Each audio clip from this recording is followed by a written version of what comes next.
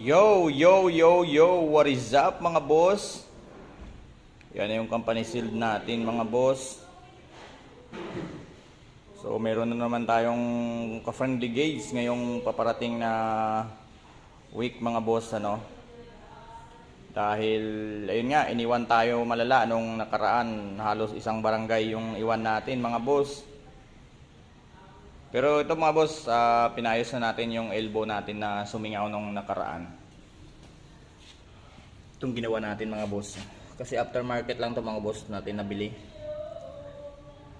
Kasi kadalasan sa mga elbow na binibenta sa mga boss sa online is putol yan dito mga boss. Pwede mo siya matanggal. So ginawa ko mga boss, pinawilding ko na mga boss.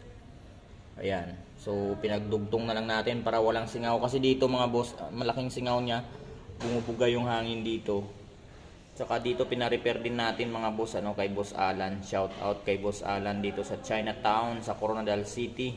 Napakalupit ng gawa niya mga boss kasi itong bend niya dito mga boss masyadong labas. Parang nandito yung yung tambutso natin nakalabas dito So parang labas siya din, prone siya sa paso mga boss sa paa natin. Pagka kunting pagkakamali mo lang madikit ka agad yung paa mo sa elbow kasi masyadong labas yung bend ng elbow mga boss. Tsaka dito mga boss hindi fix yung nabili natin na elbow mga boss, yung tip niya dito sa bandang head hindi siya fix dito sa head ng Raider 150 Fi.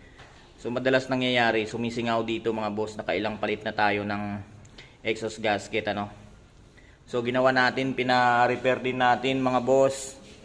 So shout out talaga, thank you so much kay Boss Alan dyan sa Chinatown dito sa Coronadal City. Dahil siya yung nag-repair ng elbow natin, kaya ngayon wala nang singaw mga boss.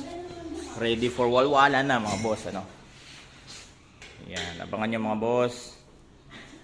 Alright.